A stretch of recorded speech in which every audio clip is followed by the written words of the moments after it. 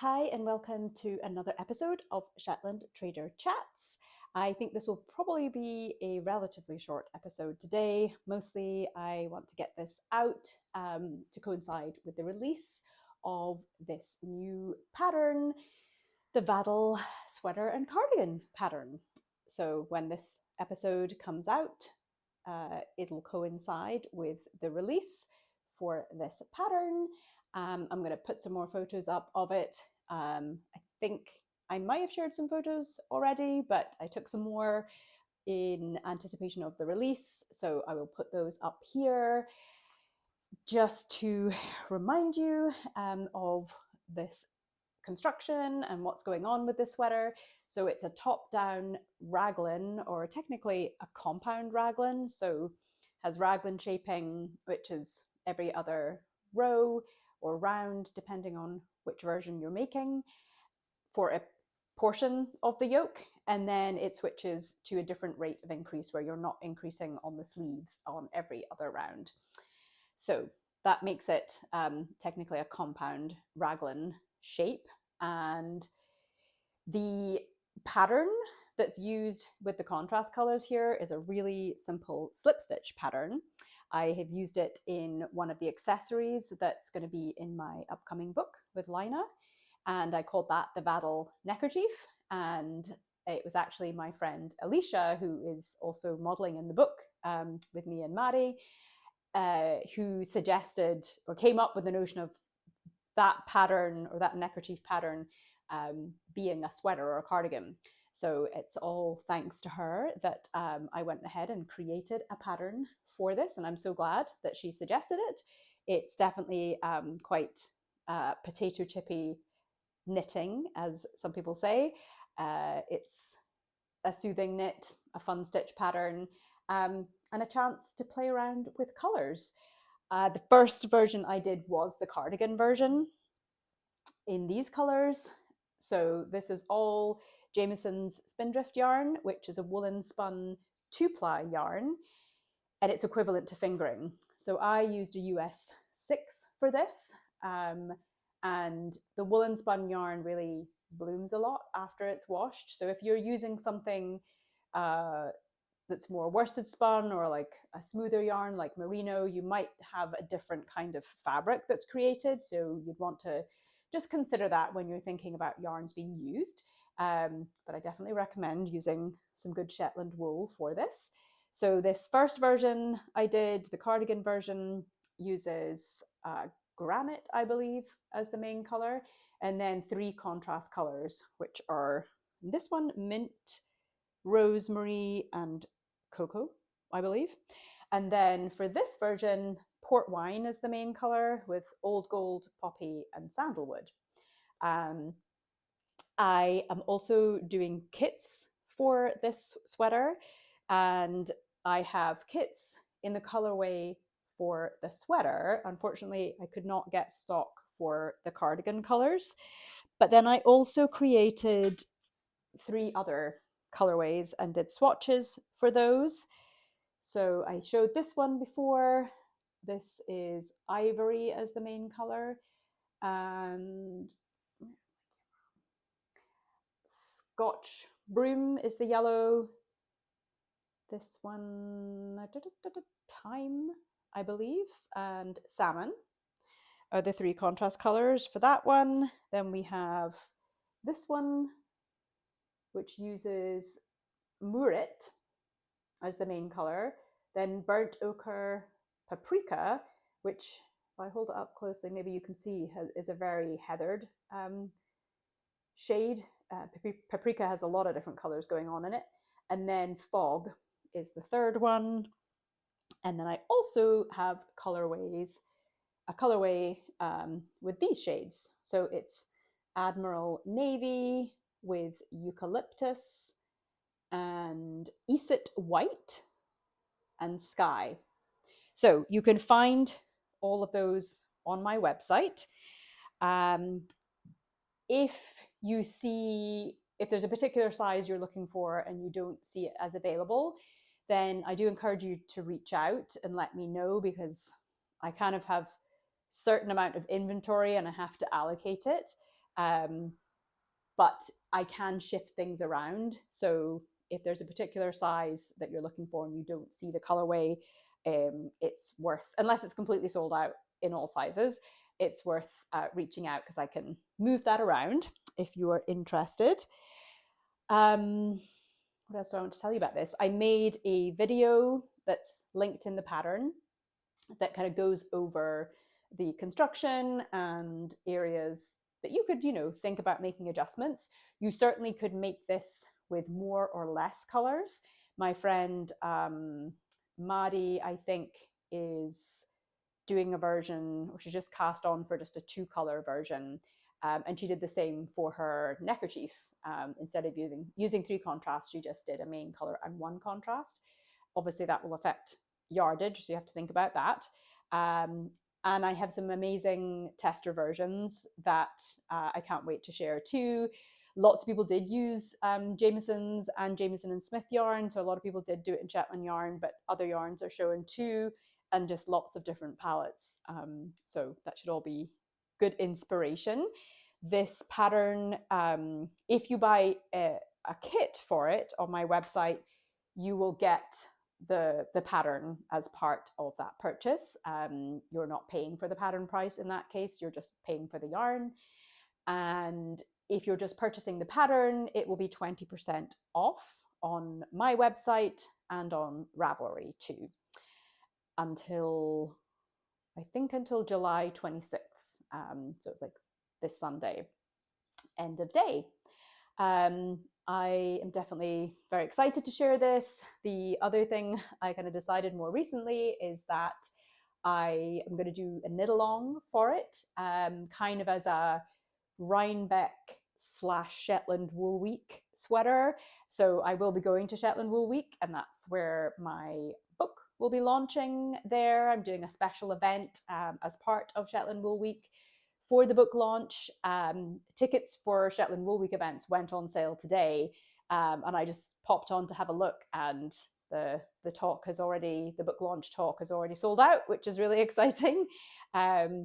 But I thought, yeah, it could be fun if anybody is attending either Shetland Wool Week or Rhinebeck, or even if you're not, you can take part in the knit along too. That it would be for this sweater. So I hope that you can join me for that. The knit along will kick off July 31st, and I'll be sharing more information about that probably on my Instagram and on my newsletter.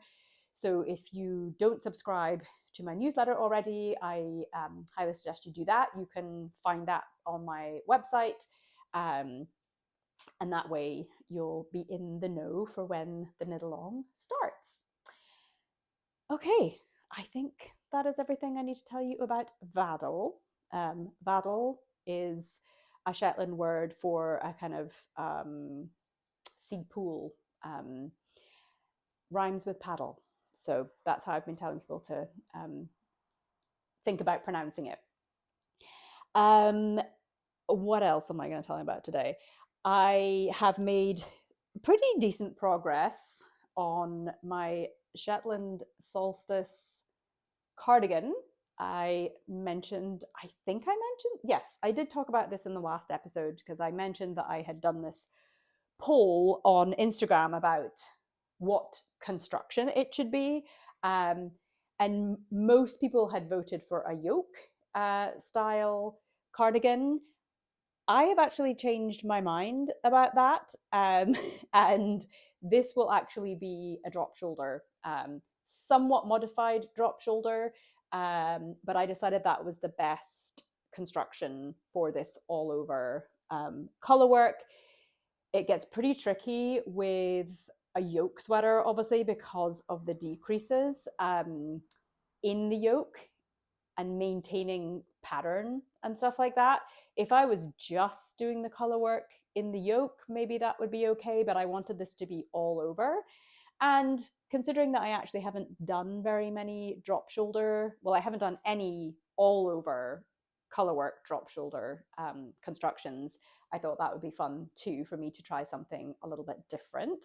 And yeah, it's going well. It's definitely a fun knit.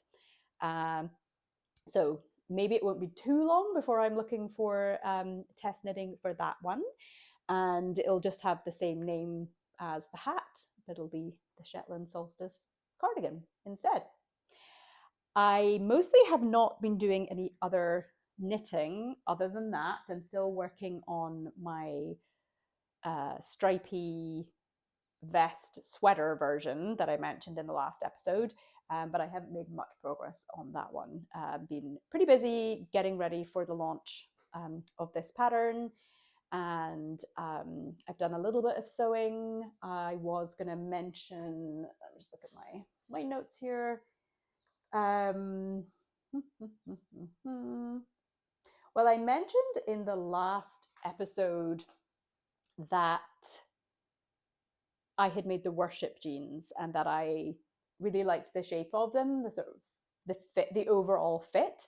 And I mentioned not loving some aspects of the construction, particularly the fly construction, and the front crotch seam as well.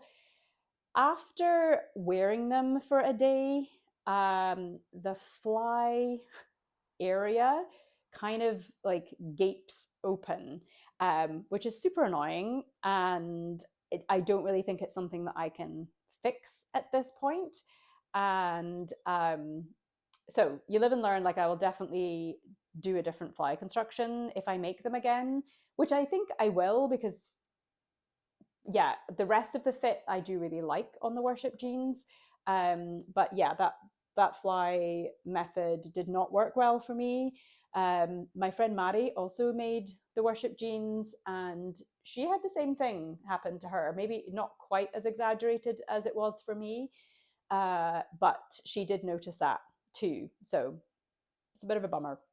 I have cut out and started sewing for another pair of Just My Luck jeans, and in a kind of stripy pinstripe, slightly stretchy denim.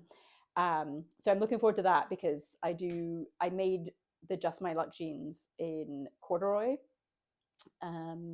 before the photo shoot for the book, and I really, really like those. I like the shape of it, that pattern, and I really like the instructions. I really like the fly instructions and construction. So I'm enjoying making those again. I certainly have a long list of things that I'm hoping to still make in the warmer weather months, but we'll see how I get on with that.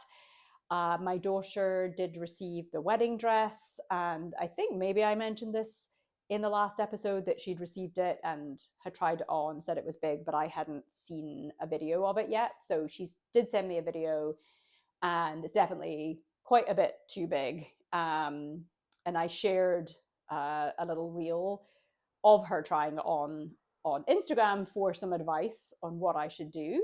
And I got a ton of feedback, which was incredible. Like, yeah, just really, really helpful ways to think about where to take it in and whether I should size down, and lots of different suggestions.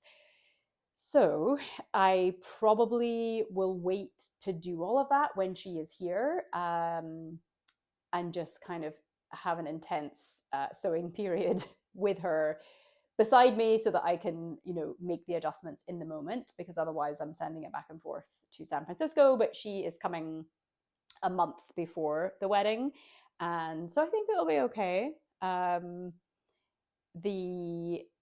The pattern itself for that wedding dress is really great, and I can definitely kind of, with all the advice and feedback, I can see ways to make adjustments on that. So I'm feeling fairly confident that that will go okay.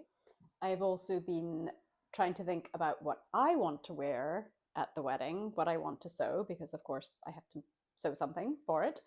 I had saved a few possible ideas on Instagram, but yesterday I was doing another look, and I think I'm going to try the Axis dress, which is by Papercut Patterns. They have a lot of great patterns, actually, and some really nice dress patterns. And but this one kind of stood out to me as being like slightly dressy, smart, but potentially comfortable. And anyway, I'm going to give it a try. I have some lyocell, I think it's called, twill in this forest green that I'd like to try. That's the other thing too. I can't decide what color to wear. This is for a wedding in September. So it will cool off in the evening. We're having the wedding here at the house, so I can just grab a cardigan or something to put over that as I need to. But I will give it a go, first of all, I think, in that fabric and see what I think. I'm also making a pair of Robert's Wood bow pants for Sage. So we are going to be ordering fabric for that, I think, later today, actually. They picked out some different fabrics they want to use. So if you don't know the bow pants, they are kind of wide-legged patchwork pant, and some of the patchwork pieces, when sewn together, kind of look like bows. So they typically are made with 3 different fabrics. They look really fun to make. I know people who've made them and enjoyed the process. So I haven't done anything quite as patchworky or piecey as that before, but I think it should be fun, and we'll see how that goes too. But I think that's about all I have for you today. I will be doing the very, very final bits of approval things for the book, and then I believe it's going to print in early August. So very excited about that. So pre-order should hopefully be up a few weeks after that, which will be so exciting. And I cannot wait to share that with all of you, and the cover and all of that stuff. So in the meantime, I hope you're enjoying your summer or winter, depending on where you're watching from. And I will see you next time.